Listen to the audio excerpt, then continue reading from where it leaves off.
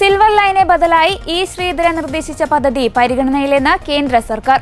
കഴിഞ്ഞ ഫെബ്രുവരിയിലാണ് ഇ ശ്രീധരൻ പദ്ധതി കേന്ദ്രത്തിന് സമർപ്പിച്ചത്.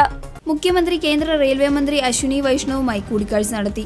ആശ്വാസകരമായ മറുപടിയാണ് കേന്ദ്രത്തിൽ നിന്നുണ്ടായതെന്ന് മുഖ്യമന്ത്രിയുമായി അടുത്ത വൃത്തങ്ങൾ അറിയിച്ചു.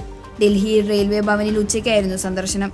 സിൽവർ ലൈന് ബദലായി ഇ ശ്രീധരൻ നിർദ്ദേശ പദ്ധതി പരിഗണനയിലാണെന്ന് കേന്ദ്ര സർക്കാർ മുഖ്യമന്ത്രി അറിയിച്ചു. കഴിഞ്ഞ ഫെബ്രുവരിയിലാണ് ഇ ശ്രീധരൻ പദ്ധതി കേന്ദ്രത്തിന് സമർപ്പിച്ചത്. ബദൽ പാത സംബന്ധിച്ച് കേന്ദ്രത്തിന്റെ നിലപാട് അറിയിക്കാൻ കേരളം ആവശ്യപ്പെട്ടിരുന്നു. ഇ ശ്രീധരൻ ഡൽഹിയിലെത്തി വീണ്ടും കേന്ദ്രമന്ത്രിയെ കാണും.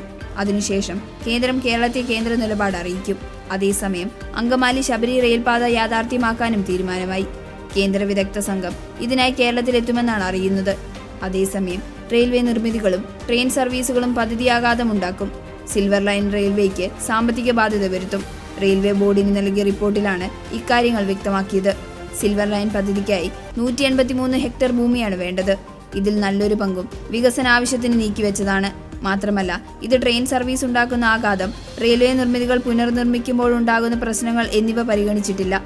പദ്ധതി ചെലവ് റെയിൽവേ കൂടി വഹിക്കുന്നതിനാൽ അധിക സാമ്പത്തിക ബാധ്യത ഉണ്ടാകുമെന്നും റിപ്പോർട്ടിൽ പറയുന്നു.